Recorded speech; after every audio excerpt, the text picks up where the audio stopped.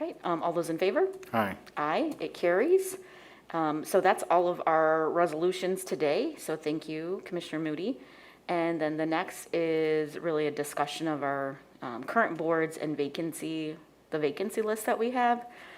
I don't have any general updates at this time. Well, I guess I take it back. I do have one update. I did have someone in the queue for civil service, but she has gotten a new job, so at this time, she is not going to apply, so we'll still be looking for somebody for civil service. That person was from the 3rd Ward, who was interested. And I think to keep a balance, they don't have to be from specific wards, but to keep a balance, Daniel, I think it was either from the 2nd or 3rd Ward is what we were looking at. So I'll offer that. Commissioner Moody, if there might be somebody in your ward who would like to serve on that. I'm now serving on that. I have someone that's interested, but the only problem is they live just on the outskirts of Grand Rapids and Kent. Okay, there is a residency requirement for this board, so Yep. they do need to live in Grand Rapids. I think we could probably go back to maybe even some past appointees. This is, I think it's typically, it doesn't have to be, but somebody who maybe has been in employment law or in human resources, organizational development, has led an organization, are typically good individuals to serve on this board. And it's every other month, so it's not too much of a commitment. So I'll also think about that as well, Commissioner. So is that the only vacancy that I saw? No, I just wanted to highlight that one because I had been working on that and then it hasn't panned out. And then we talked about the North Quarter, had a few, but now we've filled a couple there. Smart Zone, we had to clean up some of that. I think Board of Zoning Appeals and our Community Relations Commission are probably the other two that we would focus on. But I don't have any other general updates at this time, and I did not receive any from Commissioner Reppard either. So with that, unless you have any other comments, Commissioner Mooney, I think we could probably go ahead and adjourn. All right. So 8:05, meeting is adjourned. We'll see you all at 8:30. Thanks.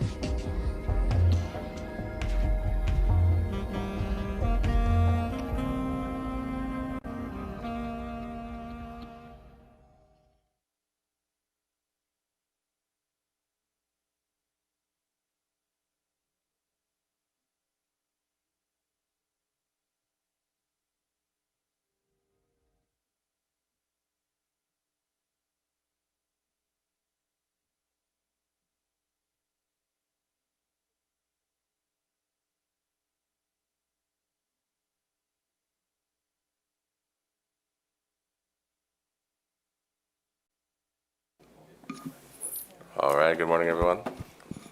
Call the fiscal committee meeting to order here at 8:30 a.m. First item on our agenda this morning is a resolution authorizing $80,000 amendment to the contract with Next Step of West Michigan for additional cleanliness services at bus stops, parks, restrooms, roadsides, and other related locations for a total not to exceed amount of $190,000. So moved. Support. Moved and supported. Mr. Hurt, good morning, sir. Got on here? Morning, Commissioners. Morning. What you have before you is an increase request to a contract that we authorized last year. As you recall, we entered into an agreement with Next Step to add additional cleanliness services for bus stops, parks, restrooms, and the like. At the time, we didn't know how much we were going to be using those services. As a result, we've been using it pretty extensively, particularly when we get into the Hartside area. And this is simply a request to add additional dollars to that contract. Good. Colleagues, any questions for Mr. Hurt regarding this? Is it possible that we can get a list of all the places that they clean up?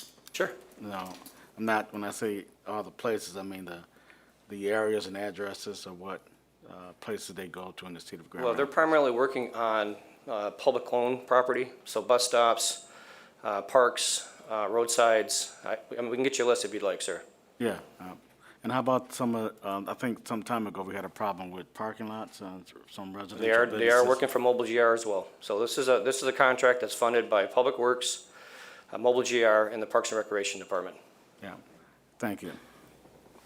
Sure. Thank you, Mr. Hurt. My question was, I think, the interesting thing about this contract is that it was also a maximizing impact to those that we were going to be working with, the individuals who would be impacted by this employment. Can you remind me, and for the good of education to our community, are individuals who are working with Next Step also connected into other services to prevent maybe even their own lack of housing? And I think one of the elements was also to be able to be paid like same day, just to ensure, Yeah. some equity and support for those individuals who are working. Can you share any details about that? So there's a couple of components to the contract. Initially, when we brought this forward a couple of years ago, it had to do with picking up folks for day labor, and they're working for the Public Works Department, cleaning alleys, trimming trees, picking up trash, and those kinds of things in the alleys. And the intention at that point was to pay them a daily wage and put some wraparound services around these individuals, and I believe that's still occurring. Would it be possible to get a subsequent, just follow-up? Yeah, just to I can know do about that. That'd be great. Thanks. All right, any additional comments, colleagues? Yep. All right, hearing none, those in favor? Aye. Aye, pose same sign. Motion carries. Thank you, sir. Item 2 on the agenda this morning, resolution authorizing funding to West Michigan Hispanic Chamber of Commerce, the West Michigan Asian Association, the African American Art and Music Celebration in support of economic recovery, event promotion, and cultural inclusivity with Art Prize in the amount of $15,000. So moved. Support. All right, moved and supported. Mr. Kane, good morning, sir. Good morning, Commissioners. How are you all doing this morning? Good. What you have in front of you is support for marketing and promotion of Art Prize, specifically cultural events in and around Art Prize. These contracts would be with the West Michigan Hispanic Chamber of Commerce, the West Michigan Asian Association, and the African American Art and Music Celebration. All of these things, the Art Prize, as you know, is a great economic vehicle here in the city of Grand Rapids. Lots of opportunity, lots of people coming into the city, recreating, spending their dollars and getting more money into the city coffers. So this is an opportunity to even expand that more and to make sure that we lead with equity and make sure that those associations there, they have contacts and opportunities to reach out to their audiences. And so this $15,000 would help promote those cultural events and bring more basically tax dollars here to the city of Grand Rapids. So the items here in front of you, we've done similar things in past years. This would be the third time that we've done something like this with those particular organizations. I'm here to answer any other questions that you may have. Colleagues, any questions for Mr. Kane? Good. All right, hearing none. Those in favor? Aye. Pose same sign. Motion carries. Thank Thank you. you, sir. Item 3, resolution authorizing negotiation and execution of a contract with National Research Center Incorporated in the amount not to exceed $30,000 for development, execution, and analysis of a community survey, the National Community Survey. So moved. Support. Moved and supported. Mr. Green, good morning, sir. Good morning, Commissioners. So this is a contract to bring forward, allow us to negotiate and execute a survey as part of the strategic plan implementation. This is going to be the same survey, or very closely mirroring the same survey that you had done 2 years ago in 2019. And so this is the way that we measure a variety of different resident impacts and impressions on our services. And so this will allow us to go forward and negotiate that and develop the tool and hopefully bring something forward to you in the next few months. All right, very good. Colleagues, questions? All right, hearing none. Those in favor? Ms. Moody? Aye. All right, motion carries. Thank you, sir. Item 4, resolution accepting a $1 million grant award and approving an agreement with the Michigan Department of Health and Human Services for the fiscal year 2022 Michigan Medicaid CHIP Lead Hazard Control Community Development Grant Program. So moved. Support. All right, moved and supported. Ms. Bohach? Good morning. Good morning. So this item is asking you to accept our $1 million grant award from the Michigan Department of Health and Human Services and authorize execution of that agreement. This represents our 5th award for this grant program. And this program is a little bit different than our typical lead hazard control programs. This is restricted to Medicaid enrolled children who have very high elevated blood lead levels. And so the cases are actually identified by the Kent County Health Department and provided to us, and they conduct the outreach protocols for that. And then we do the construction side of it. And it's eligible for all Kent County residents, not just the city of Grand Rapids. But we do only, on an annual basis, there's only a few houses that or homes that end up being in the program that are outside of the city. So it mainly impacts city residents. All right, very good. Colleagues, any questions for Ms. Bohach? All right, hearing none. Those in favor? Aye. Opposed, same sign. Motion carries. Thank you, Ms. Bohach. Item 5, authorization to execute a donated funds agreement in the amount of $68,050 with the Michigan Department of Health and Human Services for a dedicated eligibility specialist for the eviction prevention program. So moved. Support. Moved and supported. Ms. Bohach? Okay, so this is another agreement with MDHHS. This allows us to have a dedicated staff person, an eligibility specialist, that works with cases within the 61st District Court for eviction prevention. And during 2021, the majority of that time, there has been the moratorium in place. But we have found that this position has still been very critical in our community, in particular as we had CERA funds coming into the community, and helps. This person still helps navigate the systems and the resources that are available. And as the moratorium rolls off, there'll be quite a caseload in terms of those services. This contract is called a donated funds agreement, and the Kent County DHHS actually provides 50% of the cost, or supports 50% of the cost, and the community is required to pay the other 50% to have it dedicated for a particular program. In the past, we had philanthropic support for that position through the Steelcase Foundation and the Grand Rapids Community Foundation for 3 years, and the city is now taking on that local share. All right, colleagues, any questions? All right, hearing none. Those in favor? Aye. Opposed, same sign. Motion carries. Item 6, resolution authorizing conditional approval of tax exemption and payment in lieu of taxes for Granville Homes. So moved. Support. Moved and supported. Okay, so this is a single-family scattered site project that was developed in 1998. There are 10 units in this project. 9 of those are on Granville Avenue and 1 is on Ramsey. In that, 5 of those homes are rented to persons at or below 40% of the area median income, and 5 are at 60% or below. This property actually had a pilot when it was first developed. So that was in 1997. That has since expired, and they are. And at that time, our pilots did not go for the duration that we have them now. So they're coming back to us, and they are eligible to actually have an extension for that. So this would be a 7-year pilot, so it would go through 2028. And the intent is that after that, so that would continue to make the property viable, financially viable. And then they intend to put this in their community land trust. So that provides an opportunity for those persons to actually purchase the homes and have it remain affordable for future use as well. And Mr. Chris Bennett is here from Dwelling Place if you have any questions about the project. Colleagues, any questions? All right, hearing none, those in favor? Aye. Opposed, same sign. Motion carries. Thank you, Ms. Bohach.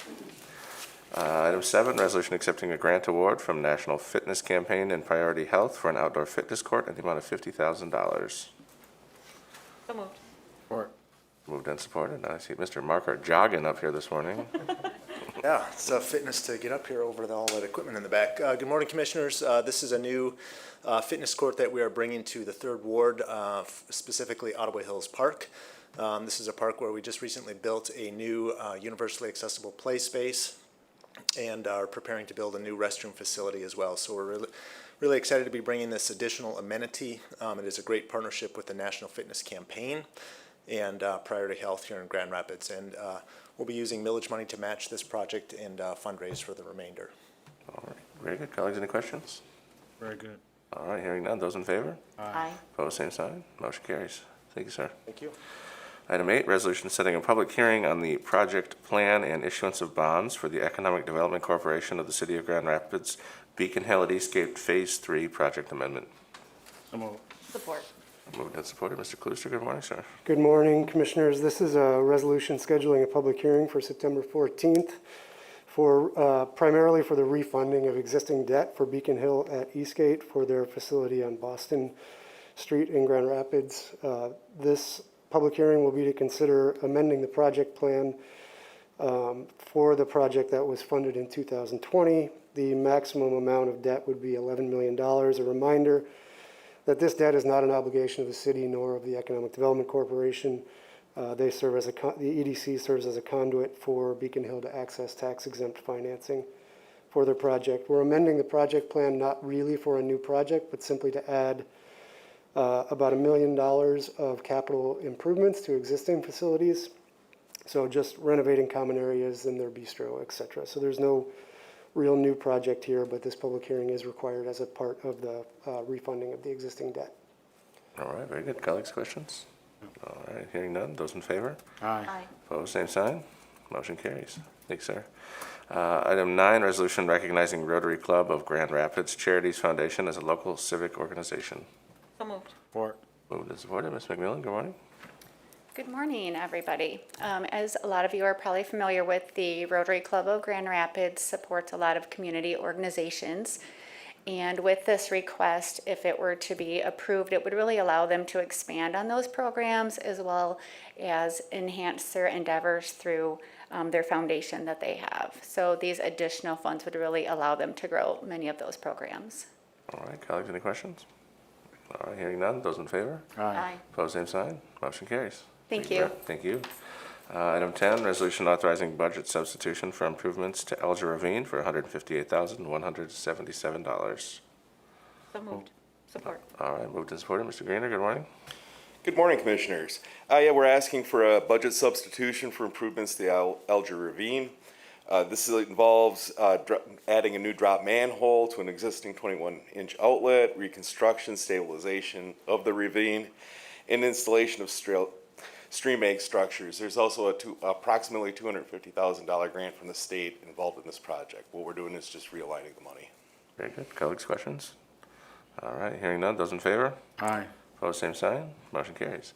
Item 11, resolution authorizing budget substitution for final effluent water FEW supply line for the Water Resource Recovery Facility for $500,000. So moved. Support. Moved and supported. Mr. Bergman, good morning. Good morning, Commissioners. So the Environmental Services Department is looking to undertake a project that would upsize the existing final effluent water line that's recirculates basically the final product of the plant for reuse and maintenance and other operations functions. The current line is only 1.5 inches in diameter. They'd like it to be a 6-inch diameter pipe, which will improve operations. It's currently time consuming and inefficient to use the smaller diameter pipe. So this action would put the $500,000 estimated project funding in place for that project. All right, colleagues, any questions? All right, hearing none, those in favor? Aye. Opposed, same sign. Motion carries. Thank you, sir. Item 12, ordinance amending Section 1 of Budget Ordinance 2021-13 for fiscal year 2022, Amendment Number 2. So moved. Support. Moved and supported. Ms. Claren, good morning. Good morning, Commissioners. To start off, we have our annual carry forward reappropriation request. This is carrying appropriated budget from fiscal year 21 forward to fiscal year 22. This represents expenditures where we've had a contract in place or a PO that due to delays the expenditure didn't happen in the previous fiscal year. So we're simply rolling that forward to when that expenditure is going to hit and have the matching appropriation to it. So it goes across, I won't read out the various funds, but that's basically what is involved in qualifying for a carry forward request. Oops, just lost my page. Our next item is for community development. This is that CHIP lead hazard control grant. It's $1 million of revenue and appropriation in Fund 2735 with no effect on fund balance. The third item is the discussion on improvements to Alger Ravine. That is going to be a $238,500 appropriation for revenues and appropriations in the Capital Improvement Fund with no effect on fund balance. The fourth item, we're doing some appropriation of those bond proceeds we obtained from the street lighting capital improvement bonds we just sold in July. So a little over $2 million of appropriation there in the Capital Improvement Bond Series 2021 fund with no effect on fund balance. Our fifth item is related to CDBG home and the lead hazard grant program. The income from that, we're appropriating $138,074.14 in the lead hazard control reduction fund with no effect on fund balance, and also $97,756.55 in appropriations with the Home Investment Partnership Fund. Furthermore, we also have an increase of $352,533.75 of appropriations in the Community Development Program Fund with no effect on fund balance. Finally, for number 6, we have the Grow 1000 Youth Initiative Program. This is simply appropriating $504,200 in the Other Grants Fund. This is just to put those sponsorship money to appropriate that, put that to use. And then number 7, we had approval of this, the actual contract for this grant award, the W.K. Kellogg Foundation Grant Award. We had that discussion at our last meeting with approval. This is simply going ahead and making the adjustment to the roster of one administrative analyst 1 position, as well as appropriating that $600,068 of revenue appropriations in the Other Grants Fund. 2730, number 8, we have the Project Safe Neighborhood Grant. This appropriates $21,905 in revenue and appropriations to the Police Grants Fund. Our contingent balance remains unchanged at $1.5 million.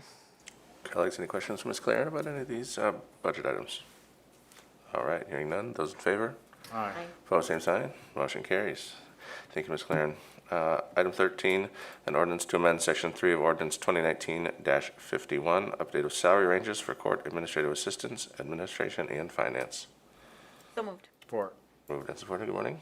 Good morning. I'm Alexandria Polk, Senior HR Analyst filling in for Ms. Foster. This is a request to update the salary ordinance to reflect some negotiations which recently took place to more accurately reflect the responsibilities being done by these two positions, and the court is able to absorb the difference in their existing budget. All right, very good. Colleagues, questions? Hearing none. Those in favor? Aye. Opposed, same sign. Motion carries. Thank you, Ms. Polk. Item 12 is the resolution authorizing the bid list for August 24, 2021. So moved. Support. All right, moved and supported. I'm not going to make Ms. Skolton read the bid list items anymore. I'll just have her point out anything that's out of the ordinary, and also have her available for questions for any of you. So anything of note that you'd like to point out on that before? No. No? All right, colleagues, questions? Thank you. All right, hearing none. Those in favor? Aye. Opposed, same sign. Motion carries. Thank you. Item 15 is our forecasting report, August 24, 2021. Any questions, colleagues? All right, hearing none, that report is received and filed. Item 16, warrant report for July 28, 2021 through August 10, 2021. Mr. Comptroller, good morning. Good morning, Commissioners. For the period referenced there, the city released cash payments totaling approximately $107 million, which includes $4.7 million for our employee payroll expense and approximately $141,000 for income tax warrants. In terms of quantity, that translated to 548 income tax refunds and 1,089 accounts payable checks issued during that period. And the tables on the following 3 pages contain all those payments issued exceeding the amount of $20,000. Also in the report here, we have our first travel spend report for the first fiscal year, for the first month of the new fiscal year. And for July, that's just showing a little under $13,000 spent so far. All right, colleagues, questions for the Comptroller? Hearing none, that report is received and filed. Thank you, sir. And item 17, Treasurer's Report, July 24, 2021 through August 10, 2021. Mr. Treasurer, good morning.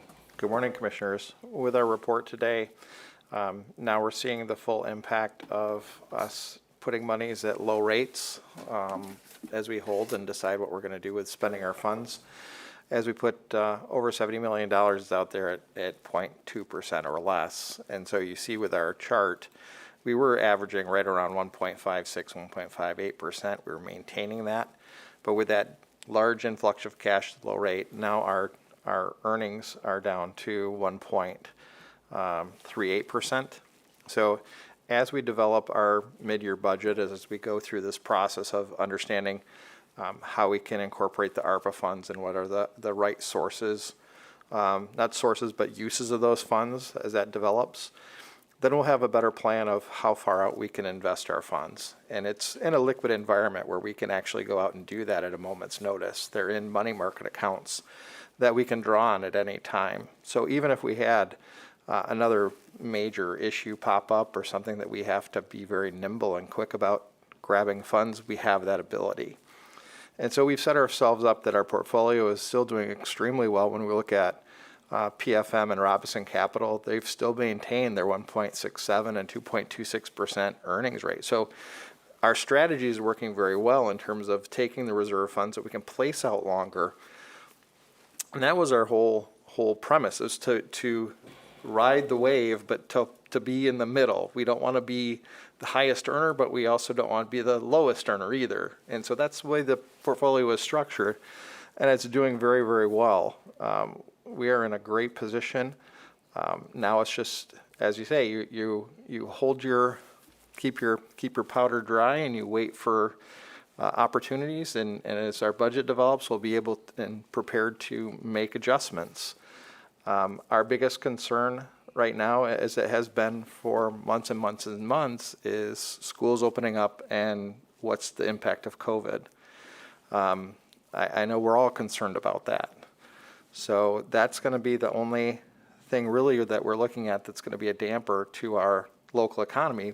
As we look at downtown over the past 2, 3, 4 weeks, we're seeing people visiting. We're seeing people coming downtown for the bridal showers, the bachelor parties, the different things that they can do in smaller confined groups. We're getting some of the bigger groups coming downtown, but the biggest damper is going to be if COVID continues to run its course. And so that is our biggest concern if we're talking about city finances and trying to get more workers to come back downtown to pay income tax, to take advantage of the restaurants and our parking and advantages of being in our beautiful parks, which are phenomenal.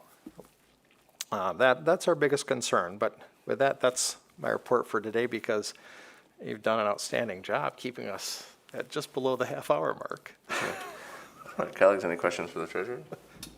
Thank you. All right, hearing none, thank you for your report, sir. Thank That you. report will be received and filed. And with that, we will adjourn the meeting at 8:54. Thank you, everyone. Thank you.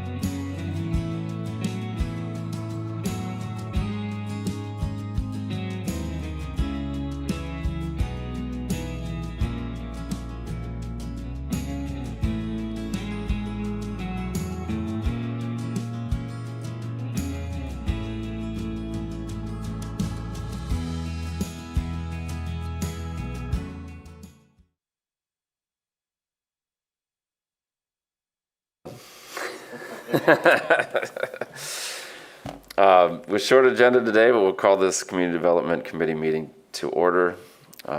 First thing that we have is a resolution scheduling a public hearing to consider an application for the transfer of an industrial facilities exemption certificate, number 2015-236, for Saugatuck Brewing Company Incorporated at 1504 Plainfield Avenue Northeast. Support. Mr. Klooster's here today to explain this for us. All right.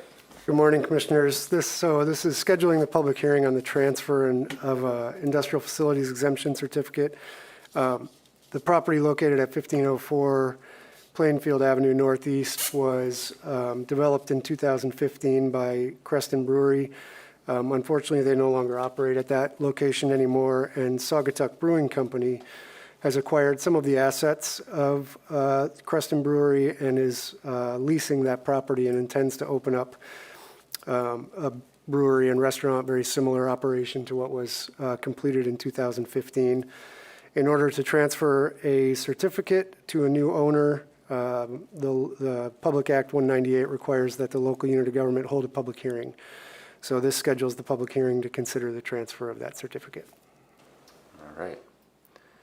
Seems fairly straightforward. Any questions?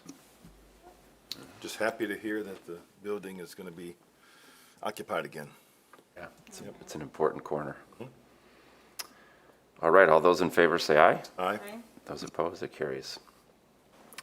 Next is a resolution scheduling a public hearing to consider past performance detailed in the federal fiscal year 2020 Consolidated Annual Performance and Evaluation Report and future needs of housing and community development programs. Support. All right. Hello, Ms. Bohatch. Good morning. So you pretty much summed that up for me. Thank you. So we are asking you to schedule public hearings for September 14th on our CAPER, which is the annual performance for the period of July 1, 2020 through June 30th of 2021. So that then closes out that program year, and that is the final year of our 5-year plan that ended at the same time during that same time period. So we are now entering into our new 5-year plan with the funding that began July 1. So we'll do that again next year. And this also provides an opportunity for citizens to comment on future needs for programs. So as you make your funding decisions moving forward, those things that are identified, we take that into consideration when we make those recommendations. So the comment period is September 2nd through September 17th. And we will accept written comments during that time period, as well as at the scheduled public hearing on the 14th for oral comments. All right. Thank you for that information. Any questions about the CAPER? All right. Hopefully we'll get a little bit of feedback. That'd be helpful. That'd be nice. And yes, Commissioner Lanier, we will make sure that we put the word out and we directly invite those who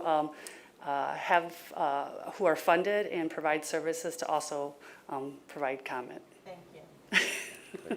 I knew you would. Getting you before you ask. All right, all those in favor say aye. Aye. It carries. Next is a resolution, thank you, Connie. Next is a resolution approving a construction agreement and accepting a public utilities easement for Winchester Woods Phase 3. Support. Good morning, Commissioners. Okay. So this private development project involves construction of single-family condominiums located in Walker, specifically north of Leonard and east of Wilson.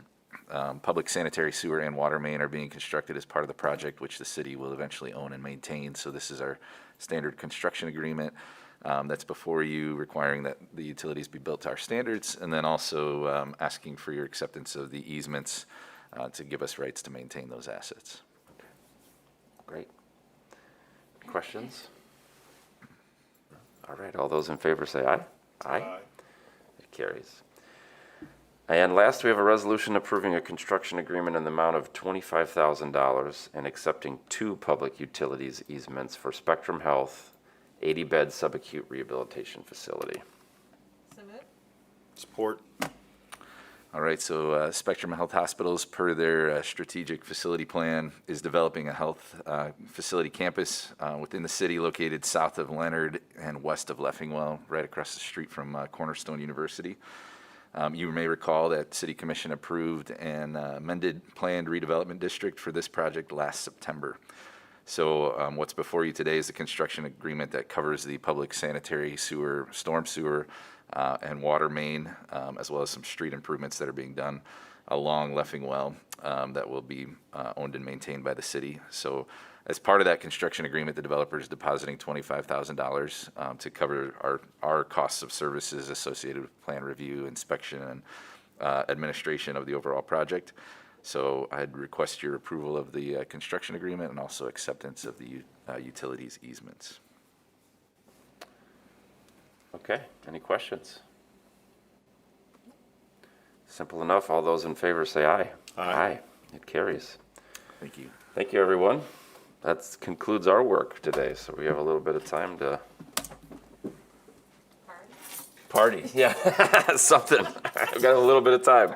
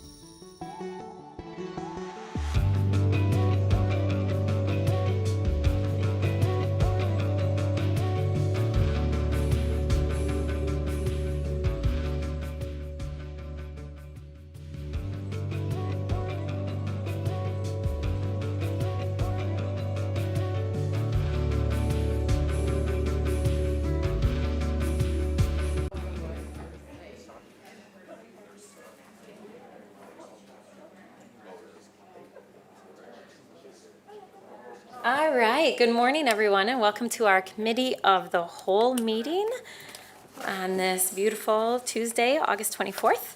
We'll get started. Commissioners, we have 3 action items before us today, and then we'll move to briefings. We have 3 briefings that we'll follow up on after we get through the action items. So we'll start with the first one, and this is a resolution establishing an obsolete property rehabilitation district pursuant to PA 146 of 2000 for the Grand Rapids area black businesses at 2012 Eastern Avenue Southeast. Can I get a motion? Support.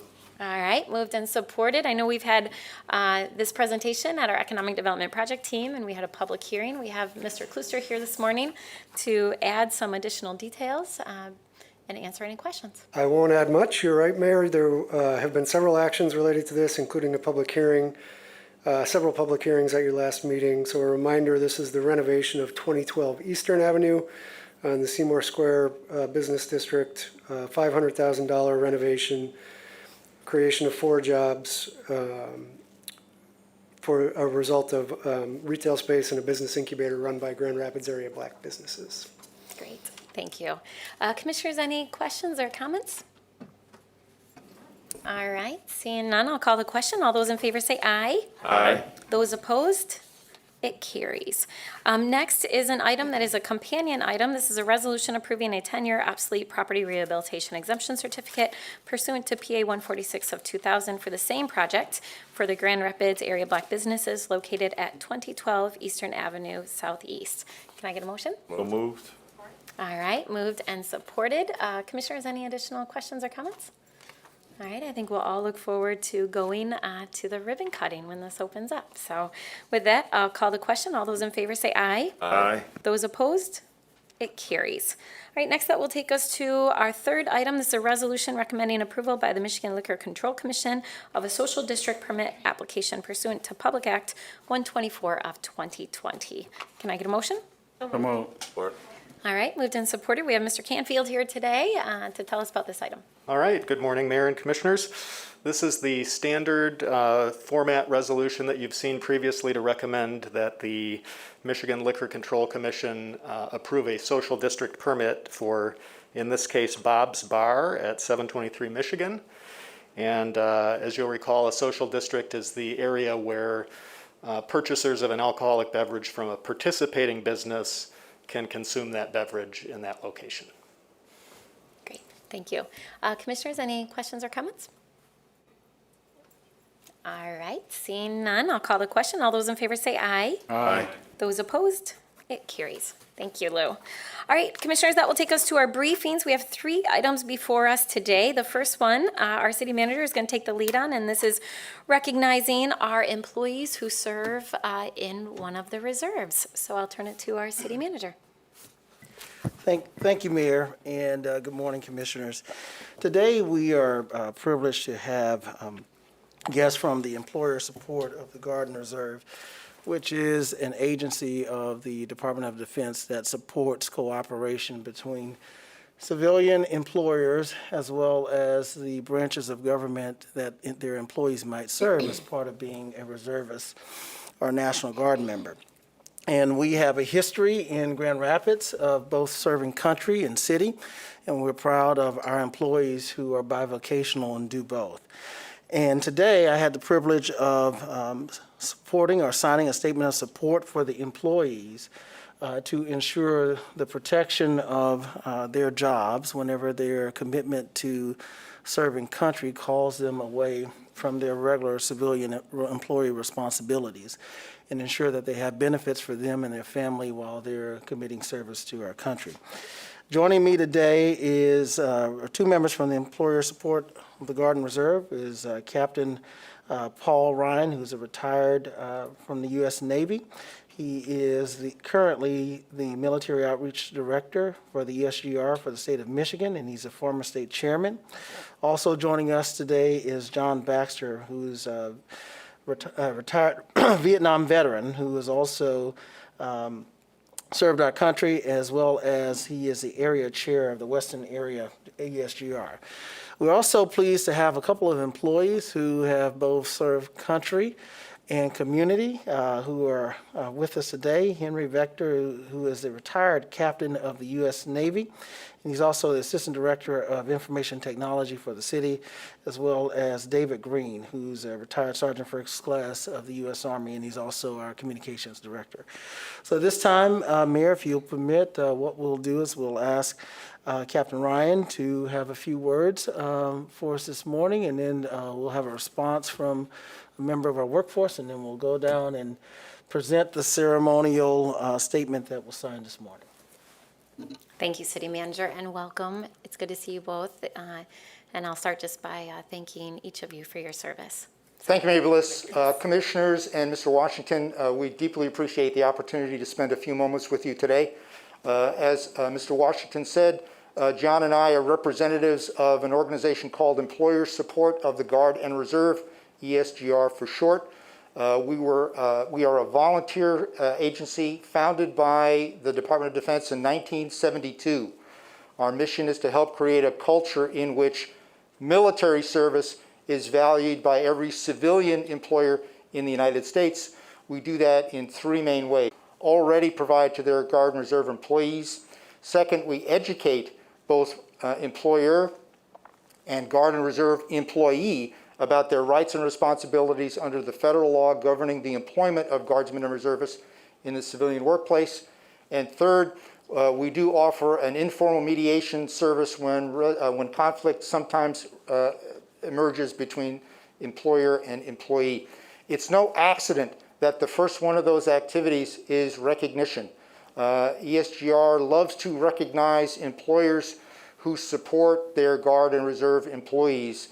And John and I were very, very privileged to be a part of the ceremony that took place just a few moments ago, where City Manager Washington signed this statement of support for the Guard and Reserve on behalf of the City of Grand Rapids, a public proclamation of the city's support for those employees who currently serve in the National Guard and Reserve components, or any employee who may serve in the future in those components. And we're very deeply grateful that the city's done that. Thank you. Mr. Baxter, did you have anything to add? No, thank you. I'm a lifelong resident of Grand Rapids. I moved back here from Chicago. I love the military, and I love your support of the military. Thank you. Thank you. All right, and our Communications Director, Mr. David Green. Thank you, Commissioner. I just wanted to provide just a little bit of context around why something like this is so vitally important. One, from a policy perspective, because I know that you're all elected officials, so you love policy. From a policy perspective, the United States, the Department of Defense, cannot function and do its mission in a time of crisis without the support of the Guard and Reserves. It's simply impossible, and that's by design. The active force is not large enough to do it without that help. And so the second part of that is, without that help, that we provide as employers, those Guard and Reserve members are constantly in a state of accentuated stress while they are deployed, while they are functioning, whether it's responding to a natural disaster or going to war, because they have to worry about things that are going on back home. By signing these statements, by participating in these programs, we're ensuring that those folks can go do what they need to do. And I've seen it myself personally, downrange, that they're able to focus on what's important in the moment, right in front of them, knowing that their jobs and their families are taken care of back home, so that they can come home then and do the other things that they need to do. An additional aspect of that is that these are two separate professions that overlap and actually enhance each other. So in many cases, these are two competing career tracks. You have a civilian career track that you're on, but then you also have a military career track that you're on. And in a lot of cases, our Guard and Reserve men, I was lucky. I was active duty. That was my full-time thing. It's all I had to worry about. I didn't have to worry about a separate career track. And so by making sure that we're providing this, it allows them to go take care of the various schoolings and the trainings that are required for them to actually excel and exceed. And in many cases, I've observed there are situations where the two enhance each other, where the skills that somebody gains in the military enhances their civilian performance, and where the civilian performance, the skills that they've gained in the civilian performance is brought forward and into the fight, so to speak, when they're in the military capacity. So I can't begin to explain to you how important and how vitally needed these kinds of programs are, and just how appreciative I am to belong to an organization that does this. Thank you, Mayor. And if you'll permit, we can take a few photos, and I want to thank everyone for their support and participation, and particularly for those employees who continue to serve and their families. Thank you. Yeah, thank you. All right, down.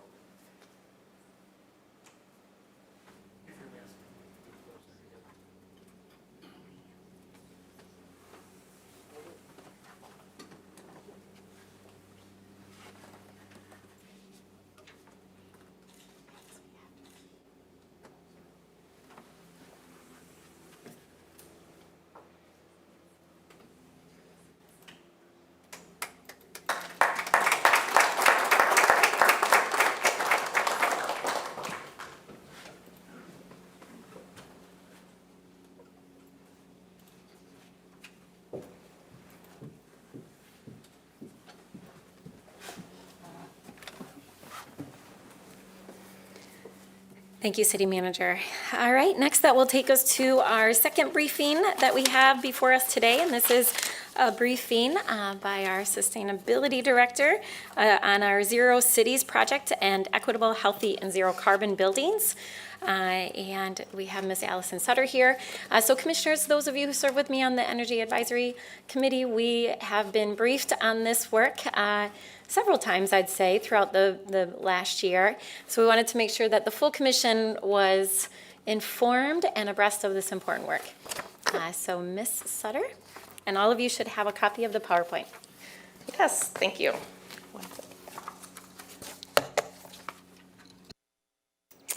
All right, good morning, Mayor, Commissioners, and City Manager. Appreciate being here with you this morning, as stated, to give you a quick update on the Zero Cities project that's been completed, as well as introduce an exciting new project, our Equitable, Healthy, and Zero Carbon Buildings Initiative. So quickly, we're going to just review why we're doing this work, what we accomplished under the Zero Cities project, what the key takeaways were, and what's next. And before I go further, I really want to take a moment to acknowledge two key partners, organizations that we've had with some individuals that have been partnering with us on both the Zero Cities project as well as moving forward. And so in my office, Annabelle Wilkinson has been a key partner here. The Grand Rapids 2030 District, managed by the U.S. Green Building Council, and Sergio Sierra Reyes from the Urban Core Collective has also been a key partner. And also want to acknowledge the WEGI Foundation, who has been our primary funder for this work. And in the beginning, just also want to note that it really was the partnerships that developed in the Zero Cities project that catalyzed what you know as the Community Collaboration on Climate Change, or C4. And so while these are two separate initiatives, they do have intentional intersectionality between the two. So why focus on buildings? People actually spend 90% of their time inside of buildings, and the construction and operation of buildings has a significant impact on affordability, on health, as well as on climate change. Buildings account for 30% of all of the carbon emissions that are generated. And Black, Indigenous, and people of color are disproportionately negatively impacted by both indoor and outdoor environmental pollutants and climate change, and have been underrepresented in the designing and operating of buildings, as well as the systems and policies that have been in place to regulate the design, construction, and operation of buildings. And of course, you are very well aware of the nationwide crisis that we're having on affordable housing as well. So I really like this image just to help reiterate that this is all connected. I think a lot of people originally think sustainability work in buildings is really about that environmental conservation piece, but it is equally important to be thinking about the human health and the people element, from tenant health as well as healthy neighborhoods, and also thinking about economic prosperity, which is also equally important. Environmentally designed buildings have been shown to have higher market value, lower tenant vacancies, and also higher workforce retainment. So what did we accomplish? Zero Cities Projects was 3 years. It started in 2017 with a little delay from COVID. But most importantly, collaborative and innovative partnerships were developed that were rooted in equity and environmental justice. I encourage you at the bottom of this slide, when you have some time, to check out our new website, which includes links to all of these documents that have been completed. Our Grand Rapids Equity Assessment Tool has some phenomenal information that, it's hard to digest, but it's about the disparities that are occurring right here in Grand Rapids with with respect to our built environment. We did a survey for those that live in our neighborhoods of focus to understand housing obstacles. About 120 surveys were completed by residents, by renters, landlords, homeowners. More than about 82% of the respondents actually earn less than $50,000 per year in household income, which is the median for Grand Rapids, and 77% of the respondents were African Americans. Of positive note and takeaway from this, one of the key outcomes were that 59% of the respondents indicated that they would like to have additional conversations to help improve the programs that we have in this area. We also did an assessment of the buildings in Grand Rapids. This was based on data at the end of 2017, but couple important numbers I'd like to share with you. Across our community, we have 205 million square feet of buildings, and over 50% of that is actually single-family residential homes. So we have a lot more homes than most cities have in their urban core.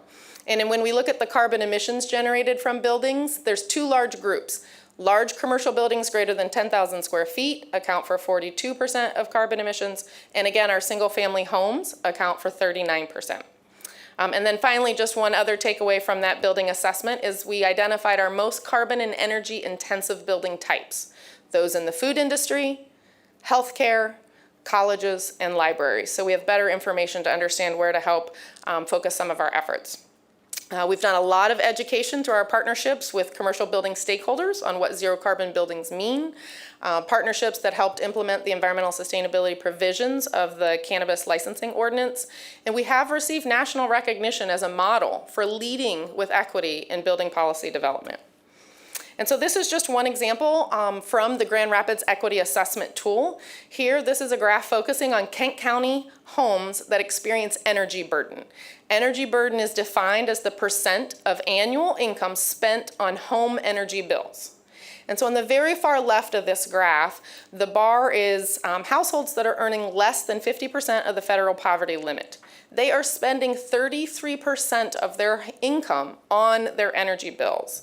There is a lot of opportunity to help address affordability and those that are most in need in our community by doing work around energy efficiency. So what's next? I really love this image. I'm super excited about it. This is a new logo that we just had designed. So a big shout out to Dot Design, a local marketing group that we have here. And this is the next phase. So Grand Rapids Policies and Programs for equitable, healthy, and zero carbon buildings. We call it EH0 for short. And I just want to lift up that our logo, we were very intentional in the design that people are first, because this work is about how are people impacted by the built environment. And it includes the homes that you can see in the forefront, as well as our commercial building sector. This 3-year initiative, we've identified a budget of $1.3 million to accomplish this work. We have successfully raised $1 million right now without any city match contributions required. And just a big thank you, 25% of that is going to support the city staff position in my office that you recently approved to hire. And so what is the desired outcome of this work? It's that we have residential and commercial building policies and programs that have been co-created and supported by community that focus on equitably achieving increased affordability, beneficial health outcomes, and resilience, while also reducing energy consumption and carbon emissions. So this slide is truly intended just to be a couple of examples of some policies that we could explore over the next few years with stakeholders. And so with respect to single-family residential, some of these could look like requiring energy audits and lead sampling for residential rental certification properties. It could be requiring the disclosure of 12 months of your electricity and natural gas bills when you want to put a house up for sale or for lease, so people have that information ahead of time. It could also look like requiring new construction in the residential sector be all electric ready. On the commercial building side, leading cities in this space have implemented building performance standards. That's a policy that requires certain buildings to reduce carbon emissions by a set time period. Again, other opportunities could be requiring commercial buildings to track and report their energy consumption, and also continuing to do work at the state level as Michigan regulates through the energy code what can be done, but hopefully allowing municipalities to have the flexibility to adopt a voluntary zero code if desired at the local level. So what's next?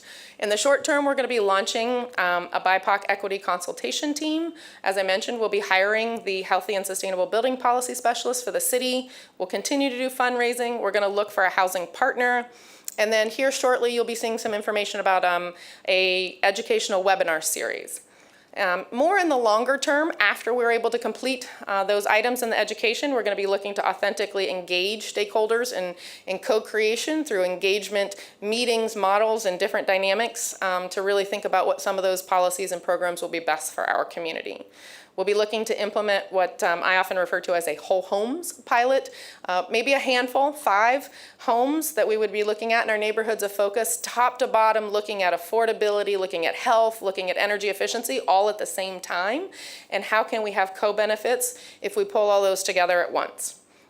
Continuing to work in partnership to make sure that we're including the learnings and outcomes in the housing fund development, as well as the community master plan.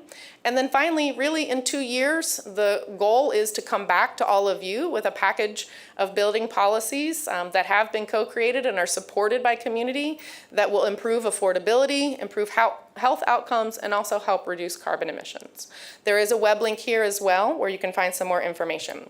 So what is it that we're looking for the commission? Really just encourage you if you'd please participate in the educational webinars, if you'd share this information with your constituents and encourage them to get involved in this work. And also if there are partners that you think that we should be working with to ensure that we have them on our radar and we're actively reaching out to them, welcome you to send that information to me as well. So when we say constituents or stakeholders, who are we talking about? Just to wrap up here, really anything that has to do with buildings. So all the way from project initiation, people who are investors, people who are project developers, those of course that are in the design and construction field, but don't forget people, right? The tenants, the neighborhoods, neighborhood associations, and others that we'll be reaching out to as well. And so with that, my last slide is just to let you know that we are doing our best to take a holistic approach to this. We do not anticipate that local building policies are the only solution to be pursued here. I'm going to continue to work with voluntary programs like our 2030 district. Of course, I mentioned how can we collaborate and have this integrated into the community master plan. Looking to determine whether we could have some economic development incentives that could apply for this type of work. Financing options are important. And then lastly, continuing to do, my office has been pretty heavily engaged at the federal and state level with our legislative affairs officer on legislation and regulations that impact this area. And so with this, again, I just want to take the time to thank. This has been truly a collaborative effort with my team members that are here today and those that were not able to be here today. So thank you, and happy to answer any questions you may have. Thank you. Thank you, Allison, and thank you to our partners in this critical work. And commissioners, I know all of us are well aware of the recent UN IPCC report, which clearly indicates that climate change is a crisis and that people all over the world are being impacted, and we're experiencing severe weather events, not just in our community, but all over, and a lot of people's lives are in danger because of that. So this work is urgent, as we all know, and appreciate the work that Allison does in her office in partnership with the community. And with that said, I think, your last point is a good one. This climate and the climate crisis is so significant.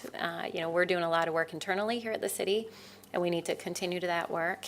But we need everyone in this community engaged if we're going to reverse climate change. And so I think the foundation of this work is good, and it's time that we start to build those relationships and bring people throughout our community into this work and identify ways that we can all be engaged, what we can do individually, what we can do within our organization, our company, as well as collectively as a community. So thank you for that. Commissioners, any questions that you may have for Ms. Sutter? I have one, Madam Mayor. Yeah, Commissioner Moody? Ms. Sutter, thank you for this report. For zero carbon buildings, you mentioned something about certain buildings. Are there particular buildings that we're looking at right now that are going to be zero carbon buildings, or we're looking at buildings that are in the future? So a couple of answers to your question. With the data that we have with respect to our buildings in Grand Rapids shows that there are really two types of buildings that are kind of the big buckets of carbon emissions, if you will. The first are commercial buildings that are greater than 10,000 square feet. 10,000 square feet is not really big. So that's by and large a lot of commercial buildings are making up about 42% of all the carbon, so they're the biggest. And then single-family residential, collectively, all of the homes, I think we have, our data showed about 46,000 units in Grand Rapids, so collectively, that group of buildings also is one that we would be looking at because of just the sheer size and contribution. Other cities that have pursued some policies will designate a threshold, maybe 10,000 or 50,000 square feet, and apply buildings just to large commercial buildings in that space. And so those are a couple of opportunities. There are also options that you can differentiate between looking at new construction versus looking at existing buildings. And Commissioner, that's a great question. Those of us who are on the Energy Advisory Committee, I know that we've taken a deep dive into this data and research, and it is available. So maybe you can send that to the Commission, the presentation that was shared at the Energy Advisory Committee several months ago. Okay. I can't remember what date that was. It's really informative as we look at our building stock throughout the city, and I think it identifies where we should focus our attention, at least initially. So I know that we had some internal conversations about that and had some conversations around the Energy Advisory Committee table, but I think you might find it interesting as well. All right, other questions or comments? Mayor? Yeah, City If Manager? I could, I too appreciate the work and the focus that we have as a community, as a nation, on addressing some of the climate issues. And as you said, we cannot do this alone. But there are some things I think we need to make sure, as much as we are addressing some of the future policy issues around carbon emissions, but also ensure our climate resiliency, that while these things are occurring, that are impacting our community, that we are still able to respond to them and mitigate them. We need to make sure that we do as much as possible to ensure that the electric grid is reliable and there's redundancy, and we don't have Grand Rapidians in the midst of some of these climate issues that are unnecessarily being disrupted when there are other practical things that could be done. We need to make sure that on severe extreme weather days, whether it's hot or cold, that grass fires can be put out before they burn someone's property. And on this past weekend, I saw the fire department going on several runs. We need to make sure that the water remains clean and quality treatment occurs and trash gets picked up before infestation occurs. So I think we should do both. We need to have an eye on the future things that's going to take the whole community and the world to address, but we need to also make sure that as those things take time, that we have the resiliency locally to ensure that even though the entire nation or world may not be doing its part, that we mitigate as much as possible the practical implications on our local Grand Rapids community. So I look forward to doing both. Yeah, that's an excellent point, and I think the point about resiliency is an important one. Commissioner? Thank you so much, Ms. Sutter, for your presentation.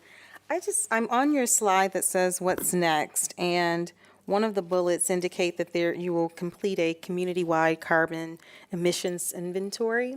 Can you share a little bit about how you guys will go about completing this inventory? It may also be helpful, I think, for the public to hear what are carbon emissions and what does that really mean in their everyday life?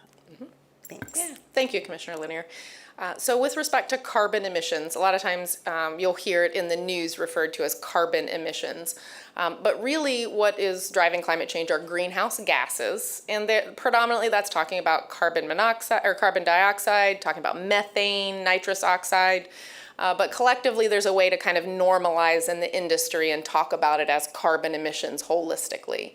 But those are really being generated, if you look at the two largest sources in urban areas, it really is being generated by buildings. So all the electricity that we like to use, or in the winter when it's cold and we want to run our heaters, whether it's at your home or in a building, right, you're burning natural gas. So the consumption of those fossil fuels is really the largest driver with respect to carbon emissions from buildings.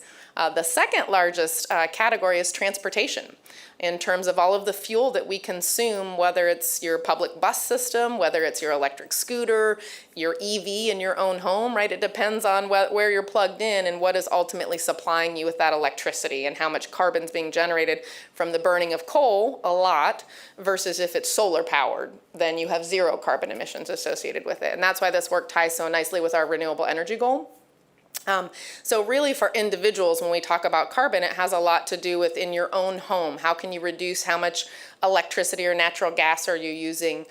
Think about your type of transportation. Do you have the opportunity to walk or bike more, or buy a more fuel efficient vehicle if that's within your ability to do so, because that can help bring down costs as well. But even in your waste, right? How much are you recycling, or are you able to compost? Because those are pretty big drivers of carbon emissions in a home as well. And so that was the carbon emissions question. And I apologize, I might have missed your first question.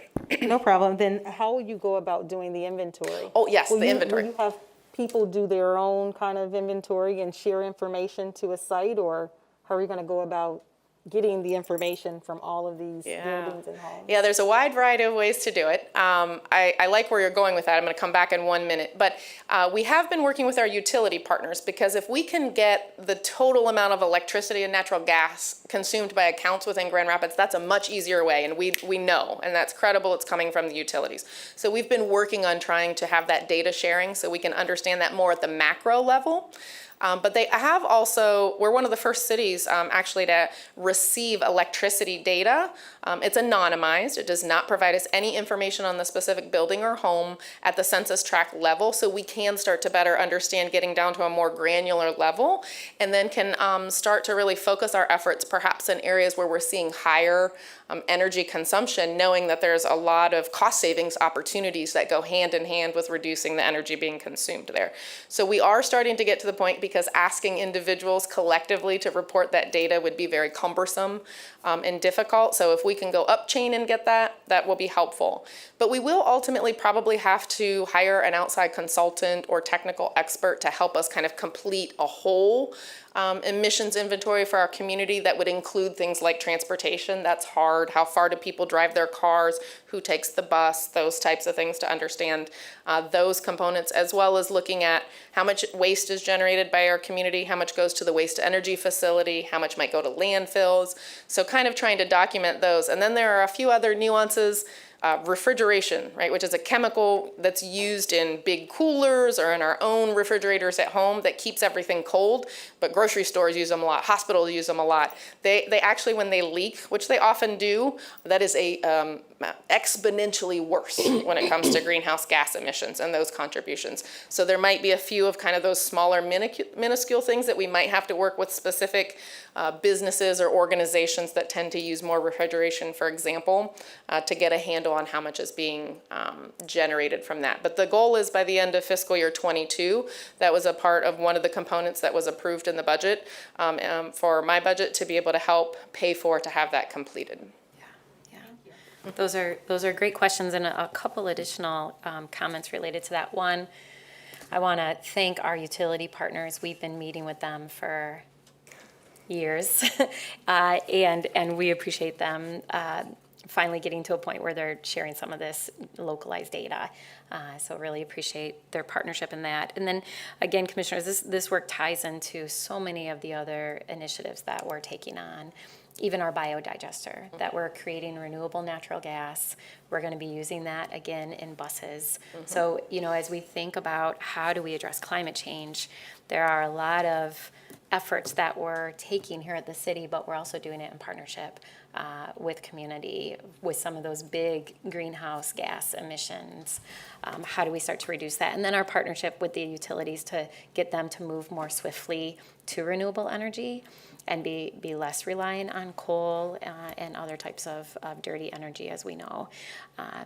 So it all fits together, and I appreciate Allison also talking about some of the other efforts that we've made around our composting site and recycling on a bigger issue, like larger scale, countywide scale.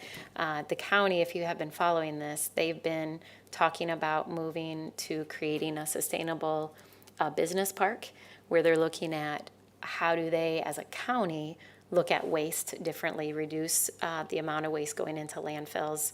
So I've been serving on a subcommittee looking at our waste to energy site and the sustainable business park. Again, knowing that that fits with our city goals related to reversing climate change. So again, there's a lot of work happening internally in community at the county level as well at the state level. And all of us need to be working if we're really working together closely if we're gonna really change the trajectory of climate change. So. And a big part of that park is actually to help spur entrepreneur businesses in our own local community that can help, make a living out of identifying some of the materials that people are discarding and no longer want to use for their purpose. But then how can new businesses develop and innovate and use those and create new products and materials from those products that are being discarded in our own community. And Commissioner Lanier, my apologies, but I think it's a great idea. I have seen where you have kind of quizzes for individuals, community members, right? Kind of more on a not so technical level where you can kind of answer some questions and get immediate feedback like, hey, here's where you're really big and you're, and some of that helpful information to get it more down to the individual level. So that's definitely something that we'll pursue as well. Yeah, thank you. Commissioners, any final questions or comments? All right, thank you again. All right, Thank thank you. you. Thanks. All right, next that will take us to our last briefing today, and this is an update from Mr. Doug Matthews on the participatory budgeting process.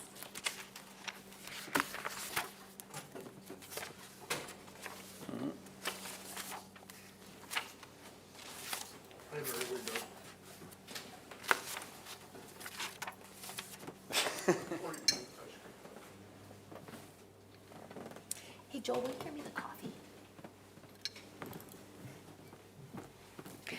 So as we all know, Mr. Matthews has been leading this process for participatory budgeting. I always get tongue twisted on that. So commissioners, as you recall, we recommended individuals to serve on a steering committee, and they have been meeting. And we will turn it over to Mr. Matthews to give us an update on this process. Sure, and no apologies necessary there, Mary. That's probably been one of the most difficult things as we've navigated this, is actually pronouncing participatory on a regular basis.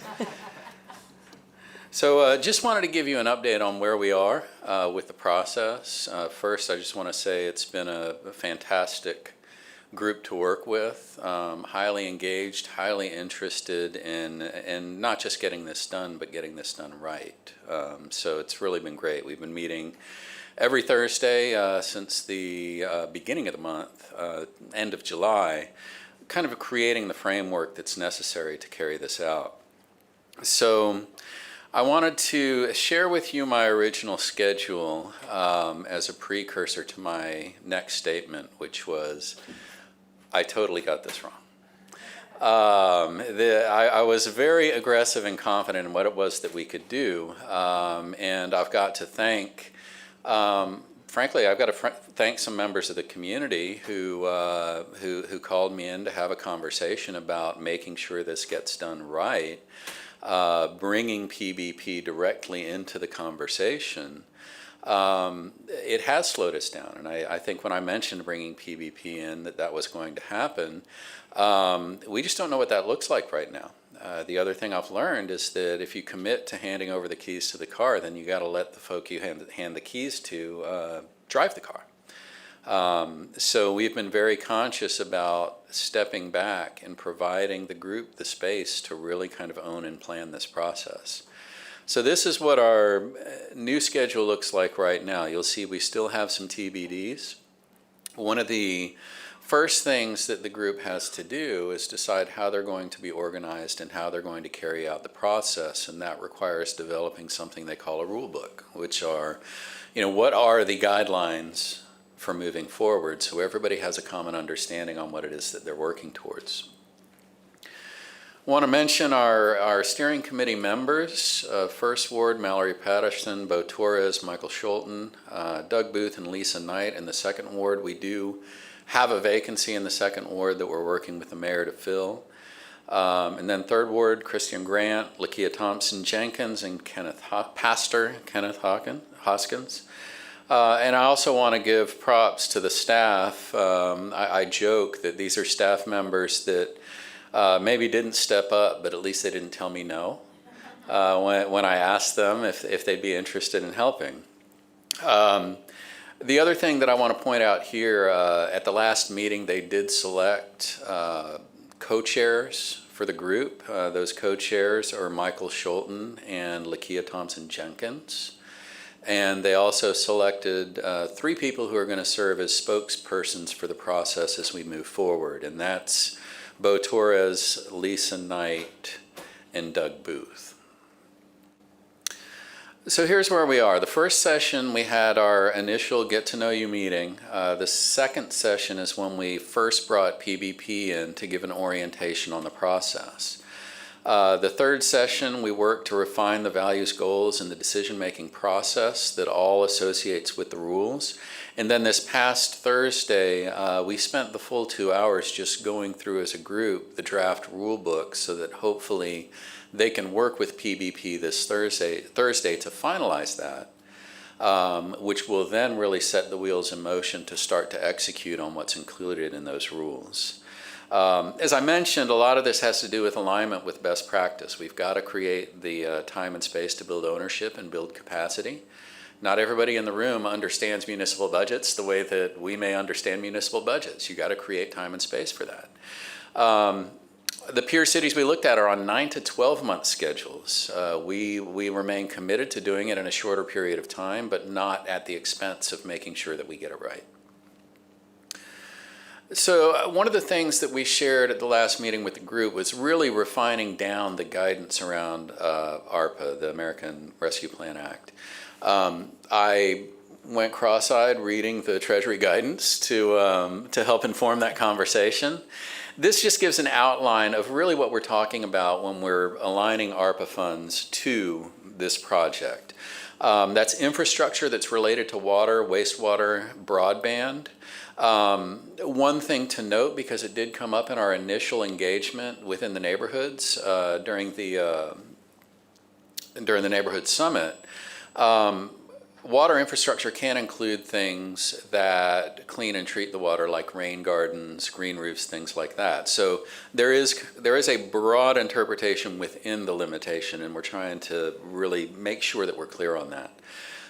Evidence-based violence reduction strategies, remediation of lead paint or other lead hazard in homes, economic and health impacts of COVID-19. That's probably the broadest category that we're working with. That includes either secondary or direct assistance to household, small businesses, and nonprofits that have been affected. Incentive pay to frontline workers. That's not just frontline workers within the city. Investments in housing and rehousing individuals, addressing educational disparities, and investing in healthy childhood environments. So these are the goals that they established. One is empower the people. 2 is to broaden and diversify engagement and participation. 3 is meaningful, visible, and lasting improvement. 4 is sustainable public good, that these have a sustainable impact. Easy and seamless civic engagement, making sure that it's easy to engage with the process. Amplifying marginalized voices, which is a citywide commitment. Repeatable, scalable process, something that if this is successful and we want to carry forward, that we've got a framework that we can reflect on. And building resident leadership capacity as part of the process. These are the draft values that they came up with in their first meeting. I won't walk through all of them, but I did want to go to this because those values informed the vision that they drafted, which is through participatory budgeting, we will empower the people of Grand Rapids to make timely, informed decisions that lead to visible and lasting improvements within their neighborhoods. Our work will be guided by the value of equity, with an intentional and transparent process designed to include marginalized voices, people with lived experience, and diverse groups. This process will be structured to remove barriers and build community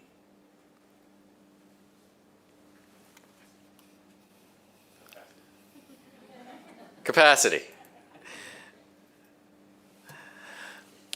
So our next steps. I mentioned the decision-making process and the rules adoption. They got 95% of the way there at their last meeting. I'm hopeful that working with PB this week that they'll be able to finalize that.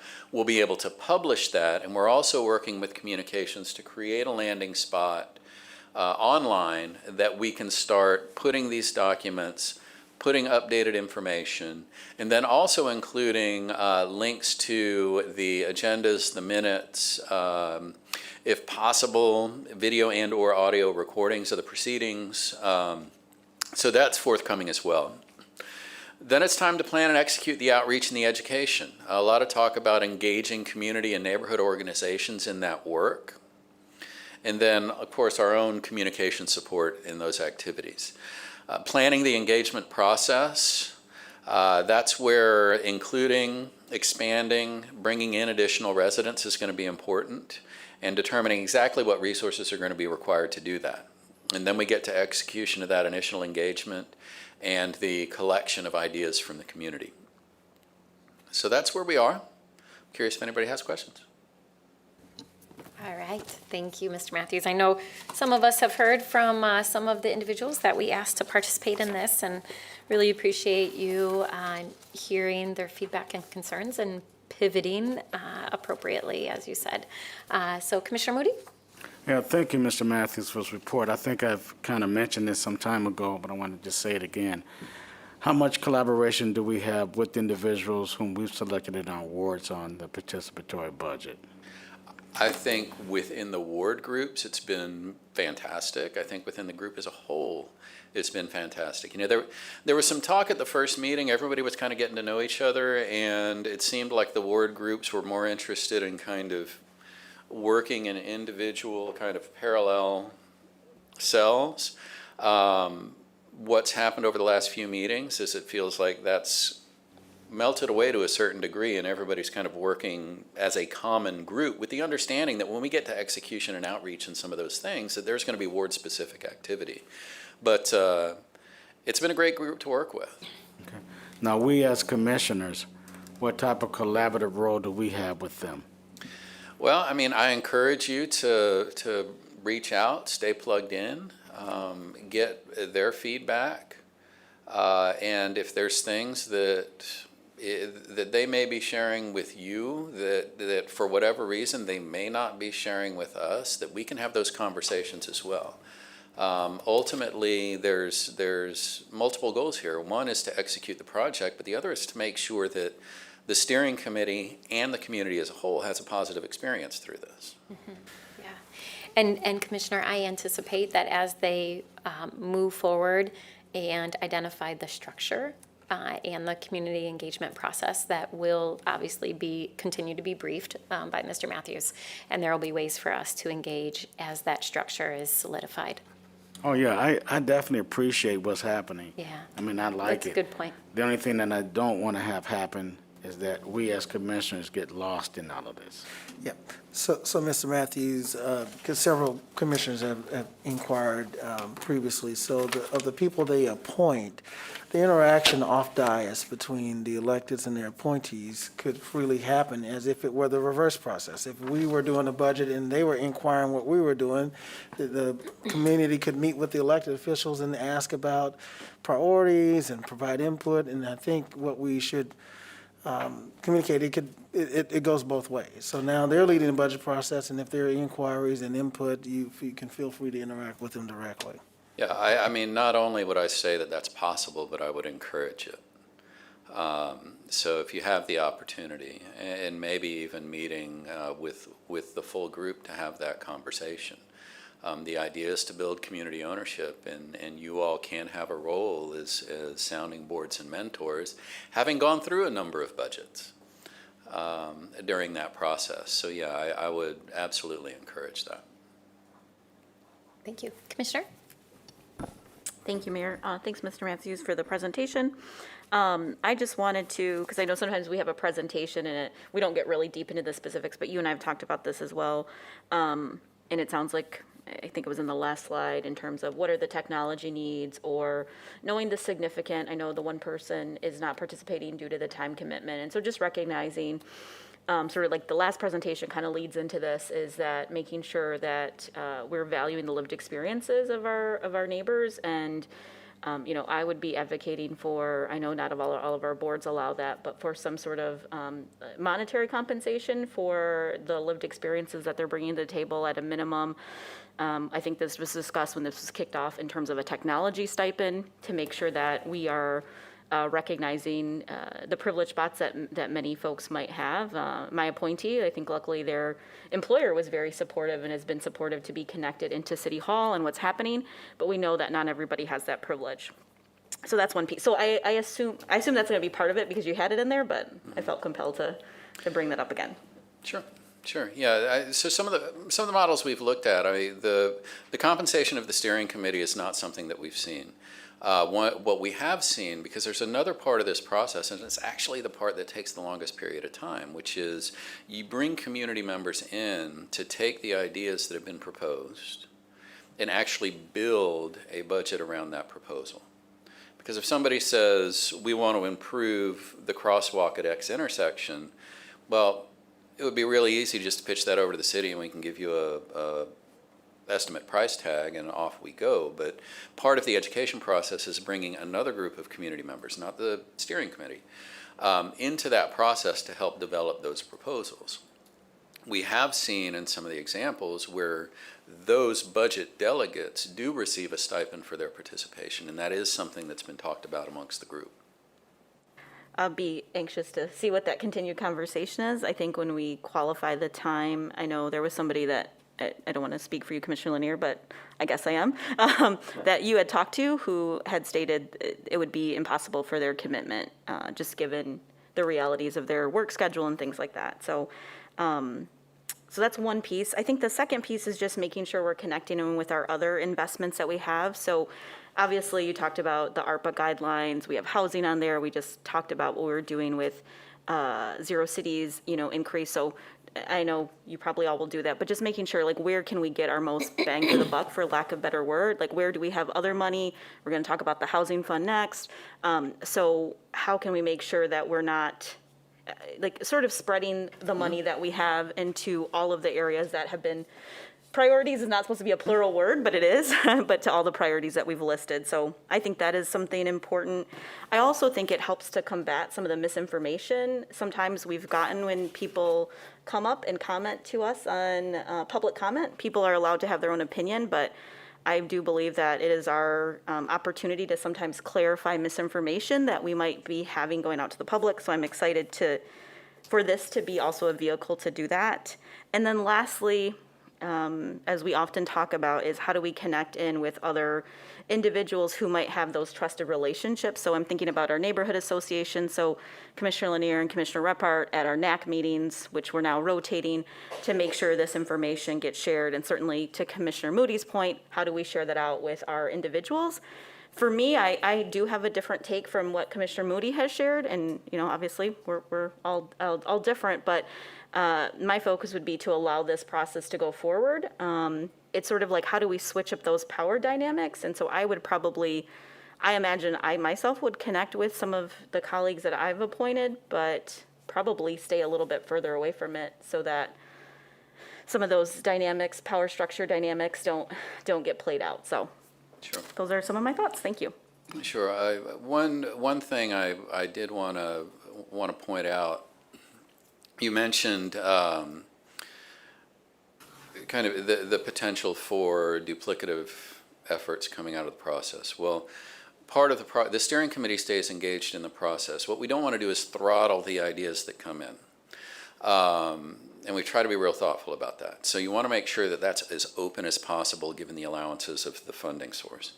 Once those ideas come in, then there's a review process by the steering committee informed by staff so that we can start to look at, well, that's something that actually we have on the books over here, right, or this one doesn't qualify. We can start to vet that out so that there's a smaller prioritized list of projects that comes from the steering committee and moves into the budget delegate process.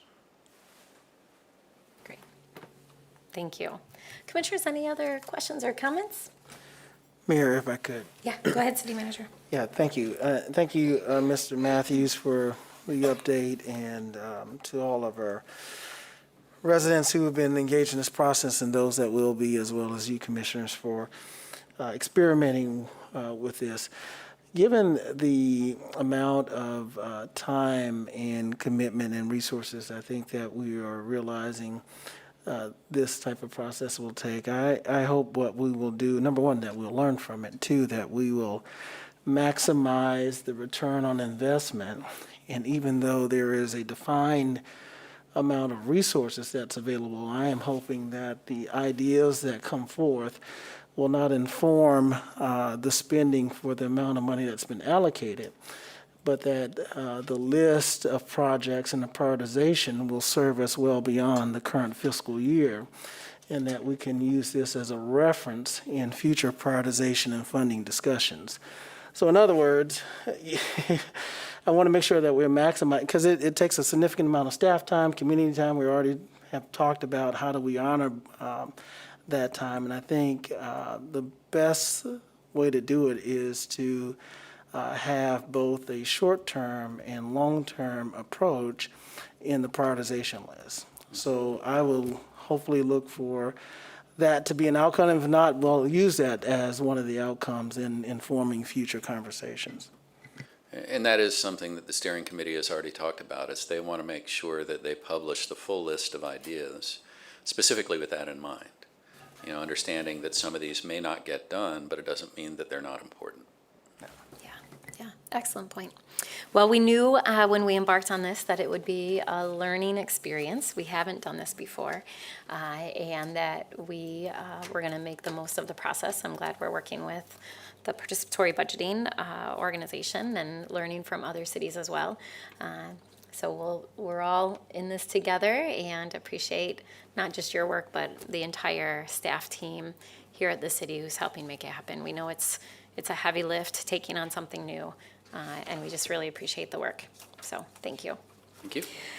All right, Commissioners, with that'll bring us to the end of our Committee of the Whole. We'll be back together as a full body tonight at 7 here in the chambers. We do have Public Safety today at 3 and Legislative at 11:15. So I will see some of you in those meetings. All right, see you tonight.